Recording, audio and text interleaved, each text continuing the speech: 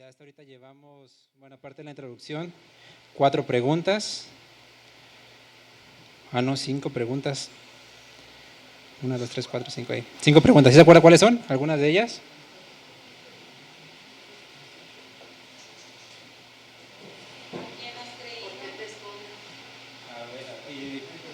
¿Por qué te escondes? Esa no, Dios no preguntó eso. Pero sí va ahí, es donde estás.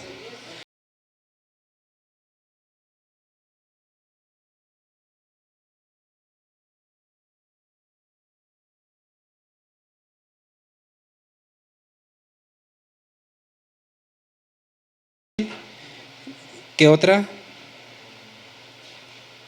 Ahí mencionaron una. ¿Ya no se acuerdan? ¿Ya les dio vergüenza? Sí, la pregunta en concreto es ¿quién te enseñó? Pues tiene que ver con pues, a quién prestamos oído, qué es lo que decidimos creer. Y la otra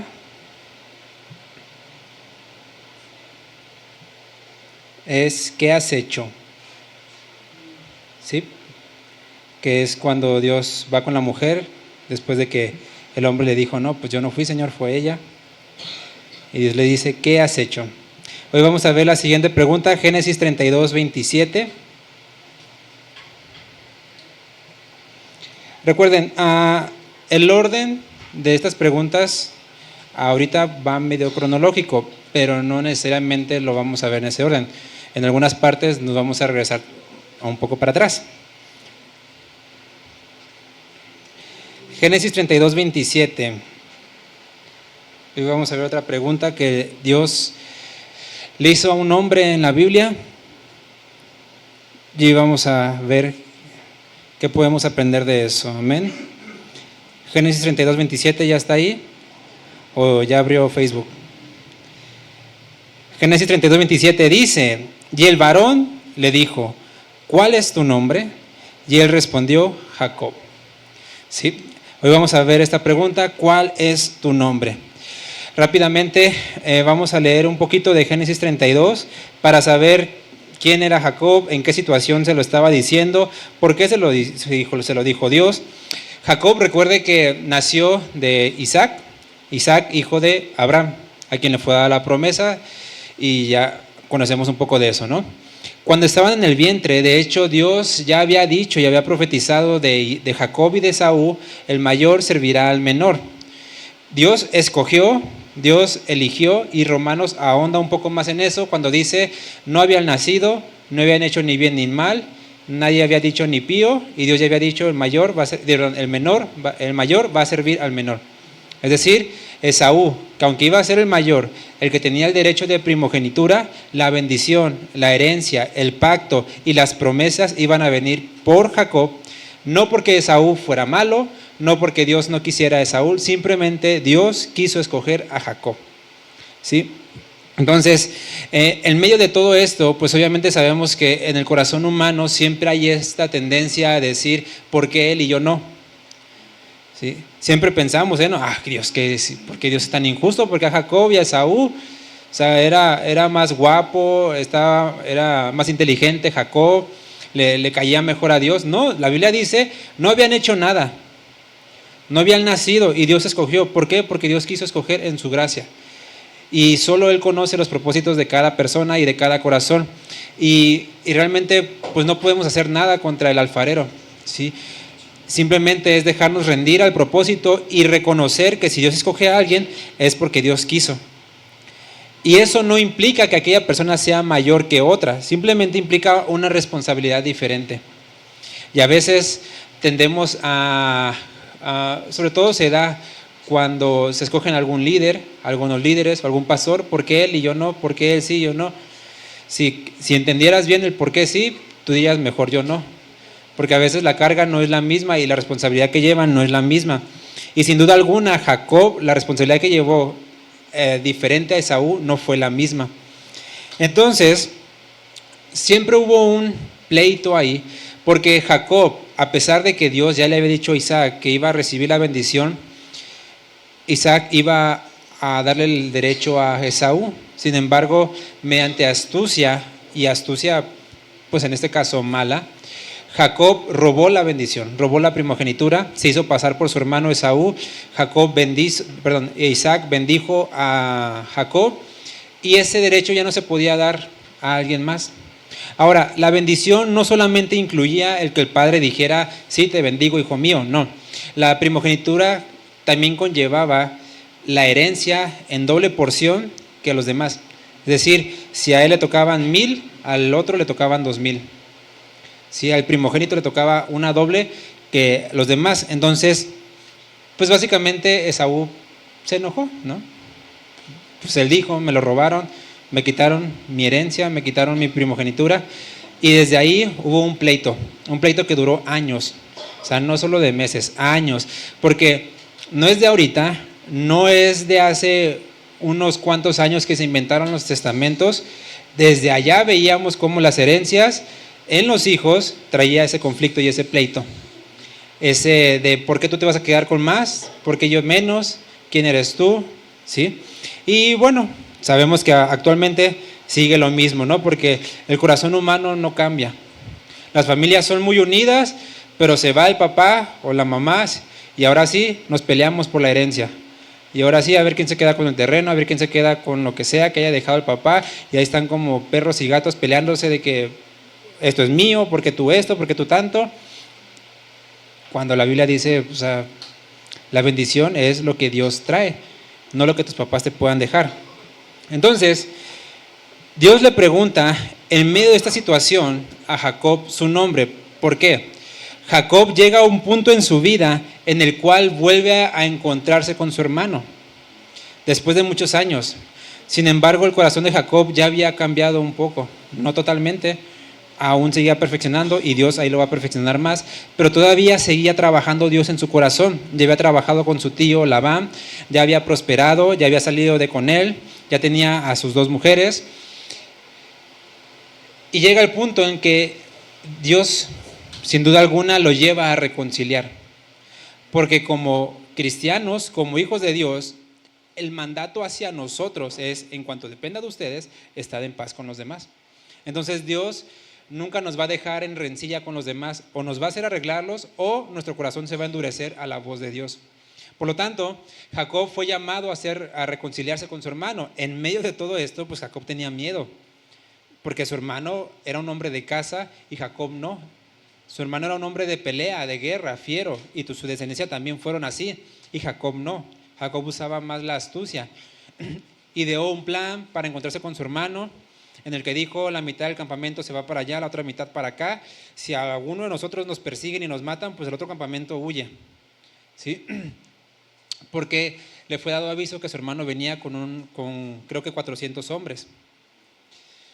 Jacob pues envía como una caravana de reconciliación, donde le envía 200 cabras, 20 machos, cabríos, 200 ovejas, 20 carneros, le envía un montón, como que en son de paz, no como ir preparando el camino. Sin embargo, antes de su encuentro, Dios prepara aún más el corazón de Jacob. Y es donde entramos en Génesis 32, 22. Y si usted tiene su Biblia ahí, podrá ver que el título dice, Jacob lucha con el ángel de Dios. En otras versiones es Jacob lucha con Dios. Entonces, déjenme leerle rápidamente este encuentro que hubo de Jacob con el ángel antes de encontrarse con su hermano Esaú. Dice, aquella misma noche Jacob se levantó y tomó a sus 2 mujeres, a sus 2 siervas y a sus 11 hijos y cruzó el vado de Jaboc. Después que los tomó y los hizo pasar el arroyo, hizo pasar también todo lo que tenían. Jacob se quedó solo. Y dice, y un hombre luchó con él hasta rayar el alba. Cuando vio que no podía prevalecer contra Jacob, es decir, cuando vio que Jacob no se rendía, no era como tal que Jacob iba ganando, simplemente era que Jacob no se rendía. Dice, le tocó la coyuntura del muslo de aquí, y dice que con tocarla, se dislocó la coyuntura del muslo de Jacob mientras luchaba con él.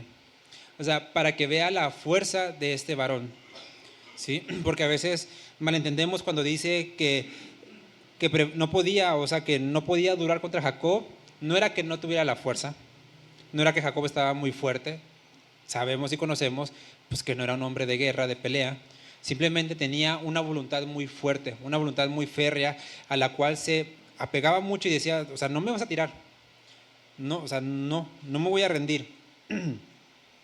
Entonces el hombre dijo, suéltame porque raya el alba.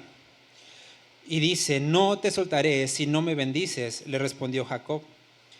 Es cuando el ángel le pregunta, ¿cuál es tu nombre? Y Jacob, y le respondió, mi nombre es Jacob. Versículo 28, y el hombre dijo, tú ya no serás Jacob, sino Israel, porque has luchado con Dios y con los hombres y has prevalecido. Repito, esta palabra prevalecido no quiere decir le ganaste a Dios, sino básicamente te mantuviste fiel, te mantuviste firme. Entonces Jacob le dijo, dame a conocer ahora tu nombre. ¿Para qué preguntas por mi nombre?, le respondió el hombre, y lo bendijo allí.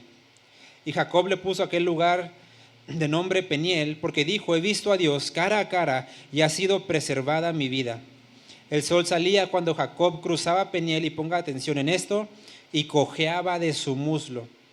Por eso hasta el día de hoy los israelitas no comen el tendón de la cadera que está en la coyuntura del muslo, porque el hombre tocó la coyuntura del muslo de Jacob en el tendón de la cadera. Se lo resumo en pocas palabras. Jacob, después de preparar el campamento, se queda solo. Nos dice la escritura que un hombre luchó con él. Jacob aguanta, resiste, pero en un momento este hombre lo toca en el muslo y lo descoyunta, y ahí no hay como médicos como para volverlo a arreglar, se queda así de por vida. Y Jacob sigue resistiendo. El ángel le dice, ¿sabes qué? Ya suéltame. Jacob le dice, no te voy a soltar hasta que me bendigas. ¿Por qué? Porque Jacob sabía que ese hombre era diferente. Jacob sabía que ese hombre tenía algo distinto y que podía bendecirlo, porque dice la escritura que el mayor bendice al menor. El ángel le pregunta, ¿cuál es tu nombre? Y Jacob le responde, pues, soy Jacob. El ángel le dice, no, ya no te vas a llamar Jacob, ahora te vas a llamar Israel. Es de ahí donde viene el nombre del pueblo de Israel. Realmente los hijos de Abraham es Abraham, Isaac e Israel, ¿sí? Simplemente como por cultura sabemos que es Abraham, Isaac y Jacob, pero su nombre ya no era Jacob, era Israel. Entonces Jacob le dice, bueno, ahora dime tu nombre. Y él dice, pues, no te lo voy a decir, ¿no? En pocas palabras. El punto es que lo bendijo, y Jacob reconoció que esa persona era sin duda alguna Dios, la imagen de Dios. ¿Sí? En este caso ya hemos visto anteriormente que esta imagen de Dios es Cristo. Podemos conocerlo como preencarnado o simplemente prefigurado en una forma humana. Y dice, porque he visto a Dios cara a cara y ha sido preservada mi vida. Jacob reconoció y sabía que si el ángel quería matarlo, lo mataba. Jacob reconocía que sus fuerzas no eran suficientes para ganarle a este ángel, para ganarle a Dios. Sin embargo, él reconoce, él preservó mi vida, o sea, mi vida fue preservada gracias a él. Entonces, ahora sí, vámonos a la pregunta. ¿Por qué el ángel, por qué Dios le pregunta cuál es tu nombre? O sea, que no Dios lo conoce todo, que no Dios sabe todas las cosas, que no Dios pues conoce hasta los más íntimos de nuestros pensamientos. ¿Por qué pues va y le pregunta a Jacob cuál es tu nombre? ¿Era un mero desconocimiento del Señor, o era más bien, como lo hemos venido haciendo, para que dentro de nosotros, o en este caso dentro de Jacob, hubiera una confesión de parte de él? Porque ya hemos conocido y sabemos que el nombre no era solamente un título que llevar. Actualmente el nombre pues a veces se da como tipo juego, ¿no?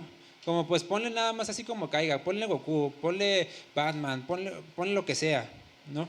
No le damos esa importancia. Sin embargo, el nombre, a través de las escrituras, sabemos que no es solamente un título que llevar, sino es básicamente un símbolo de nuestra identidad, de quiénes somos, ¿sí?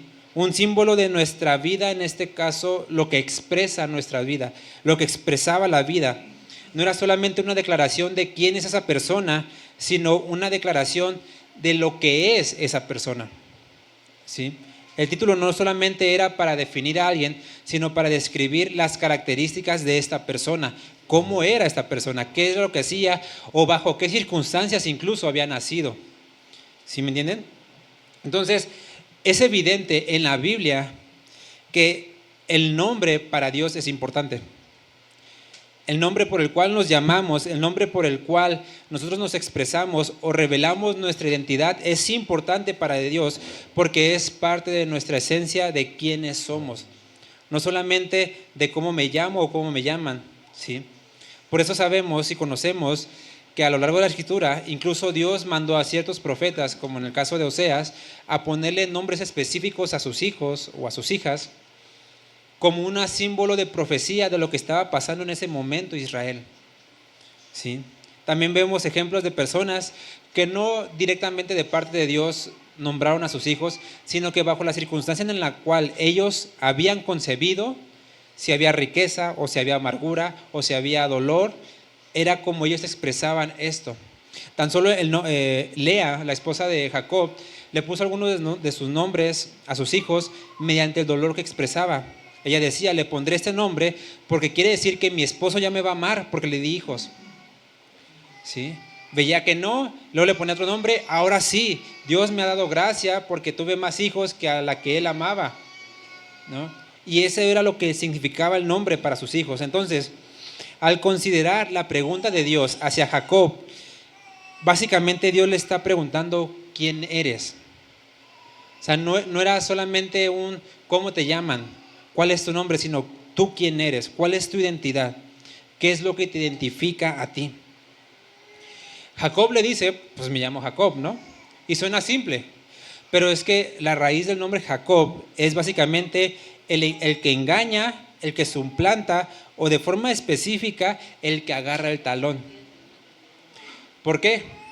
Cuando iban naciendo, se dice, o ahí en la escritura, que ya se veía el cabello de Esaú, ¿sí? Que ya iba saliendo, pero que cuando iba saliendo, el otro bebé, es decir, Jacob, lo venía agarrando el talón. Es decir, como que no te me vas a dejar, o sea, hasta mi más último aliento, yo quiero ser el primero, ¿no? Casi, casi.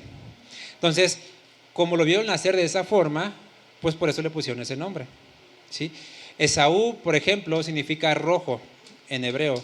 ¿Por qué? Porque el cabello de Esaú era pelirrojo. Ahora, pelirrojo en el Antiguo Testamento no era el pelirrojo que conocemos nosotros, era más como un rubio, ¿sí? Entonces, si ven, el nombre se daba bajo las condiciones en las cuales ellos nacían. Tenía mucha importancia. Por eso Dios, al decirle o expresarle cuál es tu nombre, le estaba diciendo a Jacob, ¿quién eres? O sea, dime quién tú crees que eres, cuál es tu identidad. Y Jacob lo que hace es básicamente admitir, Señor, soy el que engaña. Dios, yo soy el que suplanta. Yo soy el que trató de jalar a mi hermano para ganar, ¿sí? Y que a última instancia, pues de mala gana y de mala forma, pues lo suplanté.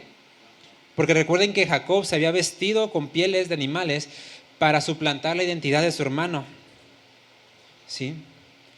Repito, Dios ya conocía su nombre. Dios, sin duda alguna, nos conoce a cada uno de nosotros.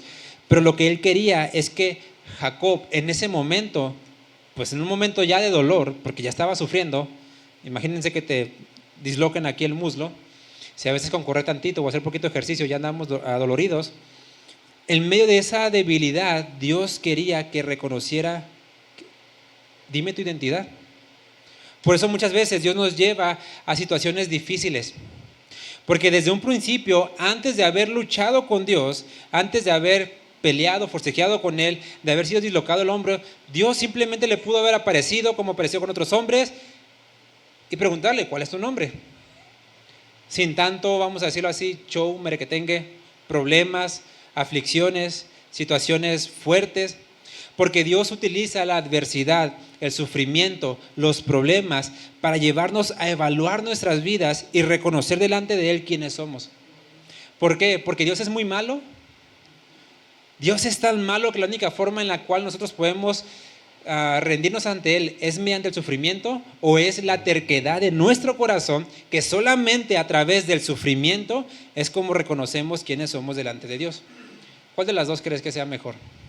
¿Que Dios sea muy malo o que nosotros somos muy tercos? Porque si fuéramos sencillos, dóciles, pues Dios no tendría necesidad alguna de atravesarnos por eso. Sin embargo, repito, es nuestra condición la cual nos ve obligado a que mediante esas situaciones, a veces extremas, mediante el fuego, mediante el horno, mediante las quemaduras, las cicatrices de por vida que quedan, recordemos, reconozcamos quiénes somos delante de Dios, porque eso que pasó con Jacob le duró toda la vida, más o menos unos 50, 60 años más, cojeando. Era un recordatorio día tras día, tras día, tras día, lo que él había pasado, ¿sí? Entonces, repito, Dios le dice a Jacob, ¿quién eres? ¿Cuál es tu nombre? Y Jacob le dice, Dios, yo soy el que roba o el que suplanta. ¿Por qué? Porque la identidad está ligada a la condición.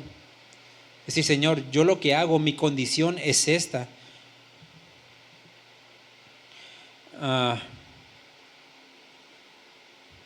O incluso, este es el efecto o la condición que yo causo en otros. Porque repito, el nombre no solamente era lo que yo hacía, sino lo que yo causaba a otras personas. Algunos de los nombres, no recuerdo exactamente quién era, pero le puso su nombre a su hija Mara. Y Mara es básicamente amargura. ¿Sí? Es decir, esto es lo que yo le causé a mi mamá. ¿Sí me entienden? Entonces, muchas veces la identidad está asociada con mi condición, lo que yo hago y lo que yo causo y expreso a otras personas, ¿sí? Por eso, no sé si usted lo note, pero los apodos son una forma burlesca de reconocer esta verdad. Tú tienes la cara, el cuerpo así, te voy a llamar de esta forma. Tienes las orejas grandes, te voy a decir Dumbo. ¿No? Y empezamos a poner apodos porque eso es lo que esa persona representa para mí. ¿Sí? Y no lo llamamos por su nombre, sino por el apodo. Y repito, esto es simple y sencillamente nuestra condición caída expresando una verdad de Dios, que los nombres, que la forma en la cual nos dirigimos a las personas es una declaración de quiénes son ellos para nosotros. Entonces, la identidad se define como el aspecto colectivo o conjunto de características por las cuales se reconoce a una persona. Es decir, no solamente el nombre, sino tu identidad es todo lo que te rodea a ti, física, emocional, social, económica, incluso intelectualmente.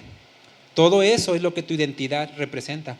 Por eso si tú te pones a pensar, por ejemplo, ¿qué representa para mí o quién es para mí tal hermano o tal persona?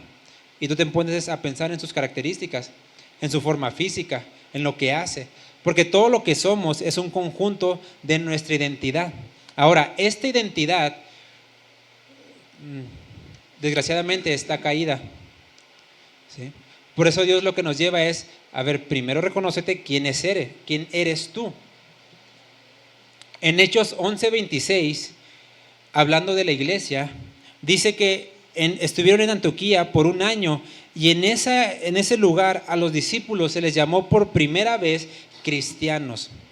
Es decir, se les puso el nombre a los discípulos, el apodo de cristianos. ¿Por qué? En nuestros tiempos el ser cristiano básicamente se define, tú perteneces a cierta religión. Si tú eres cristiano, esa es tu religión. Yo soy protestante, yo soy católico, yo soy musulmán, yo soy testigo de Jehová, yo soy etcétera, ¿no? Pero el cristianismo cae en definición actualmente como una religión más. Sin embargo, este concepto no fue adoptado, no fue puesto propio por las mismas personas, sino fue un reconocimiento externo de gente del mundo que veía en los discípulos básicamente a un Cristo pequeño. Es decir, ellos lo identificaban a los discípulos como seguidores de Cristo, como personas que se parecían a Cristo, como personas que querían ser como Cristo. Por eso era como un diminutivo o un apodo de Cristos pequeños. Pero lo hacían de esa forma, era un apodo, ¿sí? Como que denostando. Sin embargo, repito, ellos estaban expresando la vida de Cristo, estaban expresando su identidad. No los llamaron sectarios, no los llamaron rateros, no los llamaron ladrones, no los llamaron gente rebelde en contra del imperio, no, los llamaron cristianos, porque estaban reconociendo su identidad y su condición dentro de Cristo. Todo esto que les dije es la introducción. Vamos a entrar al mensaje. ¿Por qué Dios nos lleva a esta situación? Porque necesitamos reconocer para cambiar. Porque hasta que nosotros no entendamos y sepamos y conozcamos y lo hagamos, que necesitamos reconocer quiénes somos, entonces no podremos pues ser bendecidos por Dios. Fíjese, Jacob, ahí en Génesis 32, estaba luchando contra el ángel, ¿sí? Llega el momento en el que pues el ángel le disloca el muslo y hasta que sufrió y dijo, oh, aquí sigo, ¿no? En medio de esta lucha, el ángel le dice, ya suéltame, ya, vámonos. Pero Jacob dice algo. Génesis 32, 26, no te soltaré si no me bendices. Es decir, Jacob le estaba diciendo, yo quiero tu bendición. Yo quiero ese poder por el cual puedes dislocar el muslo. Quiero que me bendigas. Quiero tener algo de ti. Quiero tener algún beneficio de ti. Y el ángel le dice, no, Simón, chido, ya aguantaste. Antes de bendecirlo, el ángel le pregunta, ¿cómo te llamas? ¿Por qué? Porque, repito, la mayor parte del tiempo queremos ser bendecidos delante de Dios, pero esta bendición solamente viene si nosotros reconocemos quiénes somos, qué necesitamos delante de Dios.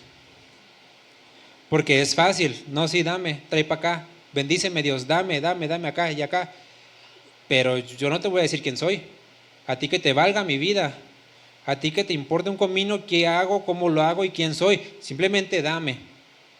¿Por qué? Pues porque ya fui a la iglesia, pues ya cumplí, que te importe lo que hago, pero ya fui a la iglesia, ya cumplí, bendíceme. Y dice Dios, así no son las cosas, así no son las cosas, de eso no se trata.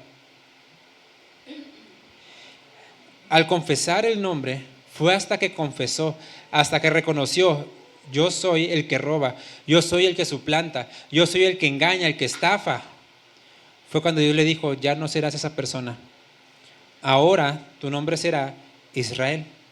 Israel significa el que lucha con Dios, o príncipe o gobernador como Dios.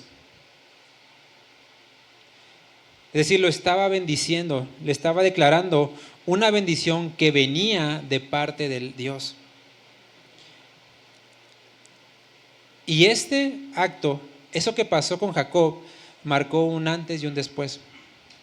Miren, para ese tiempo, Jacob ya tenía riquezas, ya había trabajado mucho, ya tenía 11 hijos, ya le había ido bien, ¿sí?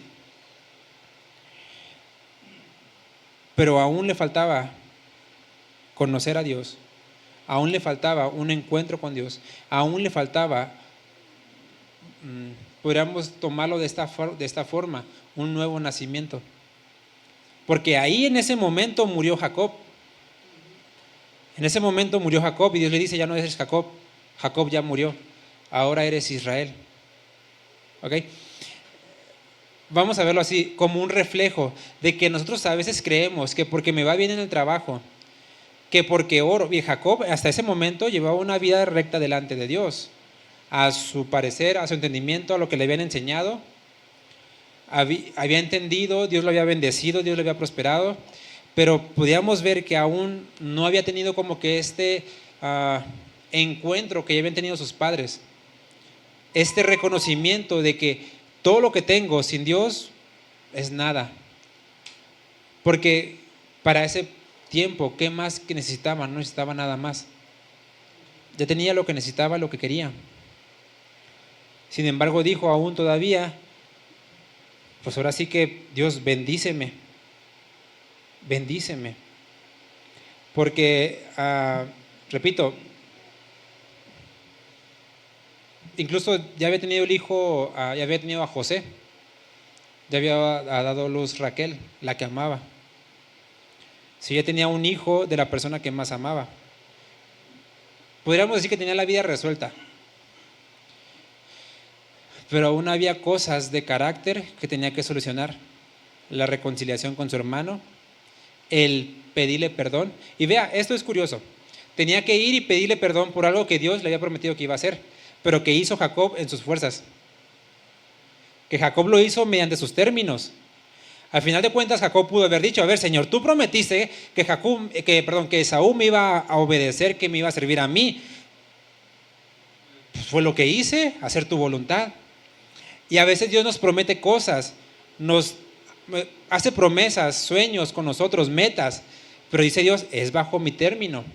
Porque Dios dice, te voy a bendecir. Y uno dice, ok, ¿cómo me va a bendecir? A lo mejor con un trabajo nuevo, entonces voy a tener que buscar un trabajo nuevo. No importa que no trabaje, que trabaje los domingos, que haga esto, que haga aquello. Entonces Dios a lo mejor de esa forma me va a bendecir. Y empiezo a querer distorsionar la buena voluntad de Dios a mi manera.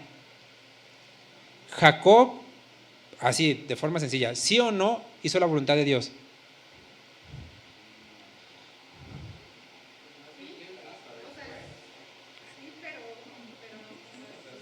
Sí, pero no, a ver, Dios hizo la voluntad de Dios en Jacob, pero Jacob no hizo la voluntad de Dios. Es distinto, ¿ok? Jacob no hizo la voluntad de Dios. Jacob se aprovechó de la permisividad de Dios, pero hizo las cosas a su manera, como él entendió, como él pudo, como él quiso, con ayuda de su mamá. Por eso, mamás, no sean alcahuetas con los hijos. De los dos. Y del papá también, por no haber considerado eso, porque Dios le había dicho al papá eso. La promesa había sido para el papá, y el papá como que dijo, se me fue, Señor. En fin, ahorita no es el tema. El punto es que Jacob hizo lo que quiso, aún así lo hizo de mala forma, y Dios lo llevó a eso, a admitir su error, a admitir su equivocación, a admitir lo malo que había hecho, a pedir perdón y a reconciliarse con su hermano. Entonces, esto marcó, repito, un antes y un después. Porque el cristianismo actual, por cristianismo me refiero a la religión, muchas veces es igual que otras religiones. Dios, llévame al cielo, pero bajo mis términos. Sí quiero la vida eterna, pero a mi manera. Sí quiero que me bendigas, pero como yo quiero que me bendigas. Y si no me bendices como yo quiero que me bendigas, entonces no hay Dios, entonces no hay trato. Y queremos como que decir, a ver, Señor, mira, ¿cuántos domingos tengo que ir a la iglesia para que me des esto? ¿Cuánto diezmo tengo que dar para que me des esto? ¿Cuánta ofrenda tengo que echar para que me llegue aquello que quiero? Y empezamos a ver en Dios como un mero trueque, cuando realmente pues nada de eso es válido delante de Dios. Nada de eso es válido delante de Dios. Dios a lo que nos lleva es a reconocer nuestra condición. Romanos 10, 9 y 10, el apóstol Pablo lo expresa de esta forma. Porque tenemos que entender que nada de lo que hagamos es suficiente, ni será suficiente para salvarnos, para ser salvos. Nada de lo que hagamos es suficiente para que Dios nos bendiga más o menos de lo que Él ya ha dicho, cómo nos va a bendecir. Y es que hasta no entender lo débiles que somos, jamás podremos pedir ayuda. Romanos 10, 9, 10 dice, si confesares con tu boca que Jesús es el Señor y creyeres en tu corazón que Dios le levantó de los muertos, serás salvo. Y dice, porque con el corazón se cree para justicia, pero con la boca se confiesa para salvación. Está hablando, obviamente, de la fe, de que sin fe es imposible agradar a Dios, pero también habla de una confesión. La confesión a lo que lleva es, Señor, te expreso mi condición, que necesito ser salvados. ¿Por qué? Ponga atención en esto. No podemos esperar que Dios nos ayude sin pedir la ayuda en el aspecto o en el ámbito de la salvación, porque muchas veces la gente ve en Dios el héroe de la película que viene a salvar al ignorante, al que no sabe que está en peligro, al que no quiere nada de Dios, y aún así Dios lo salva. No sé si has visto la película de Los Increíbles, una película animada. Al principio de la película, el héroe ve que una persona se avienta del último piso y pues él se avienta y lo rescata. Esa persona no quería ser salvada. Y muchas veces creemos que Dios es así. Creemos que Dios nos va a salvar aunque yo no quiera ser salvado. Creemos que Dios nos va a rescatar, aunque yo no quiera que me rescate. Porque Él es bueno, porque Él es el héroe, porque al final de cuentas, como Dios es amor, va a perdonar a todas las personas. ¿Cómo un Dios de amor y tan bueno va a enviar a gente al infierno? Y a veces expresamos que Dios es ese héroe que queremos para nosotros, no el Dios que se ha expresado en las Escrituras. Ahora, cuando digo ignorante o alguien que no sabe, simplemente lo digo de una forma, podríamos decirlo así, ingenua de pensamiento. Porque la Biblia en Romanos 1:32 expresa muy claramente que no hay nadie ignorante respecto a Dios. Que no hay nadie ignorante en cuanto a la necesidad de Dios. Dice Romanos 1:32, ellos, ¿quiénes son ellos? Las personas malas, crueles, despiadadas, que no quieren a Dios. Dice, ellos, aunque conocen la voluntad o el decreto de Dios, que los que practican todo ese tipo de cosas malas son dignos de muerte, dice, no le importan, las hacen. No importa que Dios haya dicho que no hagan estas cosas, las hacen. Y además, dice, dan su aprobación y se complacen en hacerlas. No hay gente ignorante respecto a Dios. No puedo esperar que Dios me salve o salve mi vida si yo no confieso, Señor, me arrepiento. Por eso en 1 de Juan 1:9 dice, si confiesas tus pecados, Él es fiel y justo para perdonarnos. Pero dice, si los confiesas. No dices, si haces como que no pasó nada, aquí borrón y cuenta nueva, Señor, mira, se olvidó. No, dice, si confiesas. Otra vez, repito, Dios no es el héroe que nosotros nos pintamos muchas veces. No, sí, Dios me va a ayudar. No lo busco, no quiero nada con Él, no hago para nada su voluntad, pero sí, Dios me va a ayudar. Dios es conmigo. Y a veces somos tan, no sé cómo decirlo, porque tendemos a decirlo, ¿no? Hacemos algún fraude, alguna tontería, alguna cosa mala, algún pecado contra Dios, y todavía nos atrevemos a decir, si Dios quiere. Y dices, ¿por qué? No es porque sea ignorante de Dios, no es porque conozca mucho o poco acerca de Dios, es porque lo que conozco de Dios no me importa.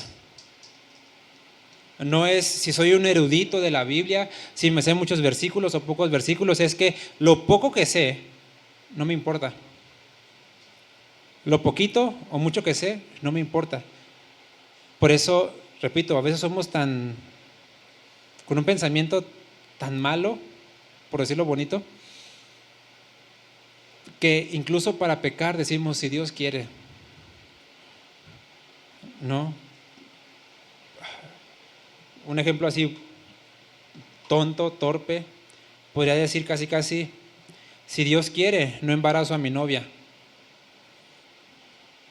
¿Qué es ese pensamiento? ¿De dónde nace? ¿De Dios? No. Si Dios quiere, pues no me voy a emborrachar. Si Dios quiere, voy a llegar con bien después de haber andado de fiesta en el antro. Y somos tan, por decirlo bíblico, llenos de un espíritu de estupor para creer que Dios va a bendecir mis acciones malas, mis pecados. Dios le importa que confesemos quiénes somos, porque Jacob no fue bendecido hasta que reconoció, Señor, es que yo soy el que usurpa.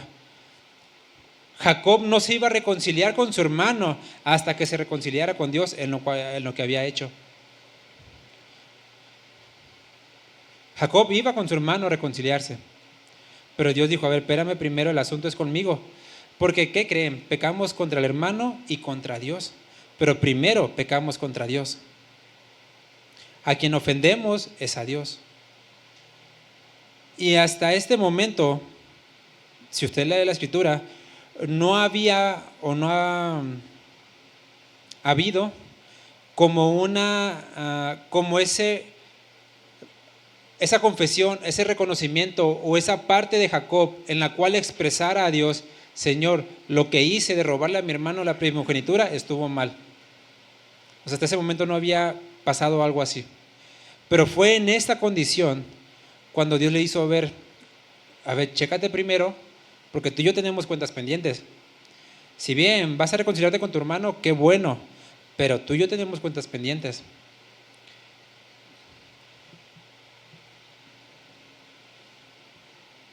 Vámonos a Hebreos 11:21 y ya vamos llegando al final. Cuando nosotros hablamos de los héroes de la fe, que está en la lista de Hebreos 11, pues reconocemos a gente como Abraham, creyó en medio de la adversidad y ofreció a Dios su hijo, y Dios lo rescató, Dios proveyó otro sacrificio, Abraham tuvo fe. ¿Sí? Vemos a Moisés, todo lo que hizo, la fe abrió el mar. Josué, todo lo que hizo, cómo tiró las murallas. Y lo que mencionan ahí, David, Gedeón, Sansón, los jueces, todo lo que hicieron. Pero de Jacob, usted va a notar que lo más heroico de su fe, que menciona la Escritura, dice Hebreos 11:21, por la fe, Jacob al morir bendijo a cada uno de los hijos de José, y dice, y adoró apoyándose sobre el extremo de su bastón. Ahí dice bordón. Bordón es un bastón, ¿sí? A ver, ¿por qué Dios honra la fe de Jacob adorando a Dios, obviamente, apoyándose sobre su bastón? Porque ese fue el acto de reconocimiento de: wow, Jacob, tu fe, adoraste recargado en tu bastón. ¿Por qué no le dijo: a ver, Jacob, lo que hiciste con las ovejas se multiplicaron? Eso era wow. El haber tenido la fe para mandar a tus hijos a Egipto y recibir comida, el haberte trasladado a Egipto a vivir allá en José. ¿Por qué no honró esas partes de la fe de Jacob? Porque la fe de Jacob fue honrada por adorar apoyado en su bastón. Porque ese bastón le recordaba durante, repito, 50, 60, 70 años de vida, el encuentro que había tenido con Dios. El reconocimiento de que necesito un bastón, necesito un apoyo, porque no puedo caminar. Porque esto me hace recordar cuán débil soy. Me hace recordar el encuentro que tuve con el Señor, cómo Él me bendijo, cómo Él cambió mi nombre, cómo Él hizo todo lo que hizo para bendecirme, para darme hijos, para darme descendencia.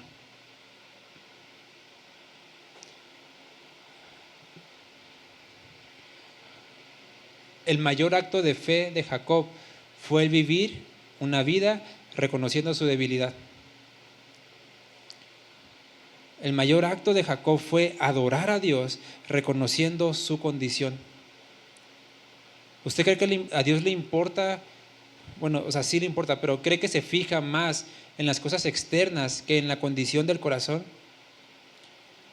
Dios, a través de Samuel, le dijo a Saúl: ¿tú crees que Dios se complace más en ofrendas de holocausto que en que se le obedezca? Porque a veces vivimos una vida así, una vida ingenua, una vida creyendo que porque vine a la iglesia, que porque hice tal o tal cosa, ya soy digno delante de Dios. Cuando Dios lo que destaca de una fe verdadera es vivir reconociendo día tras día, tras día, tras día, tras día, nuestra dependencia, nuestra necesidad, nuestra condición delante de Dios. No esperemos ni podemos esperar que Dios venga a nuestro encuentro si nosotros no confesamos delante de Él quiénes somos. Y el confesar delante de Él quiénes somos implica sí o sí reconocer mis pecados, mis faltas, lo malo que he hecho, lo malo que hago. Por eso el corazón humano decide mejor no de lejitos, o mejor me pinto un Dios a mi imagen, aquel que me bendiga sin necesidad de decirle: es que yo hice aquello. es que yo era avaro, egoísta, ególatra, vanidoso, orgulloso. No, ese Dios no, de lejitos. ¿Cuántos de aquí quieren ser bendecidos por Dios? Jacob también quería ser bendecido. ¿Y qué le costó? Una vida cojeando. Una vida en la cual Dios día tras día, al despertarse, al levantarse, al desayunar, al trabajar, al dormir, tenía que recordar: soy débil delante de Dios. Soy débil delante de Dios. No hay nada que pueda hacer en mis propias fuerzas. Y para Jacob, el ser dislocado de ese muslo consistió en una bendición. Muchas veces nosotros vemos las desgracias como simple y sencillamente una desgracia, pero Dios utiliza eso para bendecirnos, para reconocer nuestra fe. Por eso repito, Génesis 32:31 dice: el sol salía, y esto es como para implicar en el nuevo día, es decir, en un nuevo amanecer. Jacob cruzaba Peniel y cojeaba de su muslo. Imagínense Jacob lleva a su familia, cruzan el arroyo que tenían que cruzar. Jacob se queda atrás, llega al día siguiente y llega cojeando y todos preocupados: ¿qué te pasó? ¿Quién te atacó? ¿Un asaltante o qué? Y yo imagino a Jacob, no sé, feliz: es que vi a Dios y Dios me bendijo. O sea, Dios me bendijo en medio de esta situación. Dios me bendijo. Por eso, cuando Dios le pregunta y nos pregunta a nosotros: ¿cuál es tu nombre?, nos lleva, no es una invitación. Muchas veces se dicen: Dios nos invita. No, Dios no invita a nadie. Dios manda y ordena a todo hombre en todo lugar que se arrepientan. Dios nos lleva y nos dice: reconoce delante de mí tu condición, tu identidad, quién eres, qué haces, qué te identifica a ti. Y eso que eres, mira, deséchalo, porque no me sirve. A veces creemos que Dios nos agarra, le gustamos así como éramos, nomás nos hizo una manita, una limpiada y ya. Y no, Dios nos ve, dice: está chido, y dice: no me sirve nada de eso. No me sirve nada de eso, yo voy a ser un nuevo hombre, yo voy a ser una nueva criatura. Por eso dice Jesús: te es necesario nacer de nuevo, te es necesario creer en Jesús. Y dice en 1 Corintios: nueva criatura somos delante de Él. No dice criaturas refinadas o criaturas mejoradas, no, dice somos nuevos. Por eso, sin Dios no podemos hacer absolutamente nada. Sin Jesús no podemos ser salvos. Sin reconocer nuestra vida y nuestra dependencia de Dios, no podemos alcanzar la salvación que se encuentra solo en Dios. Queremos ser bendecidos, queremos que Dios esté con nosotros, queremos que Dios nos ame, que se haga válida el sacrificio de Jesús en nuestras vidas, queremos tener su vida en nosotros, queremos que Dios nos cuide, queremos que Dios nos ame, queremos que Dios incluso nos honre con bienes, queremos que Dios nos dé recompensas. Tenemos que empezar por reconocer: Señor, te necesito. Señor, necesito de ti. Señor, sálvame. Porque lamentablemente muchas veces en la iglesia hay gente que no cree, o hay gente que cree, que su fe está en lo que yo creo y no en Cristo, que su fe está en la religión y no en Cristo. Y aún dentro de la iglesia necesitamos que Dios nos lleve al arrepentimiento, a un cambio en nuestra mente, y que Dios pueda preguntarnos a nosotros: dime, ¿cuál es tu nombre? A cada uno de nosotros, que Dios nos diga: ¿cuál es tu nombre? Y que podamos responderle: Señor, yo soy esto, yo soy aquello, yo hago esto, pero bendíceme, ayúdame, sálvame. Le invito a que cierre sus ojos y vamos a hacer una oración delante de Dios. Si no sabe orar, simple y sencillamente repita o ponga atención o medite. Señor, te damos gracias por tu palabra, gracias por lo que tú enseñas a nuestras vidas. Gracias, Dios, porque en ti se encuentra la voluntad buena, agradable y perfecta para nuestras vidas. Padre, tú nos has dejado todo lo que necesitamos aprender de ti, Señor, y te sigues acercando a nuestras vidas, aún en una persona, para con cada uno de nosotros, en intimidad con cada uno de nosotros, como un Dios personal, y nos preguntas quiénes somos, cuál es nuestro nombre. No porque no lo sepas, sino porque te interesan nuestras vidas. Te interesan nuestras vidas a pesar de que no podemos ofrecerte nada. Te interesa quiénes somos a pesar de que no hay nada en nosotros que podamos darte que te sea incluso interesante para ti. Has decidido por gracia amarnos, has decidido derramar misericordia sobre nosotros sin merecerlo, Señor. Nos has escogido y nos has salvado simple y sencillamente por gracia, porque no había nada bueno en nosotros. Y aún así, a pesar de que te acercas y te rechazamos, te sigues acercando y nos preguntas, ¿cuál es nuestro nombre? Señor, ayúdanos a darte una respuesta.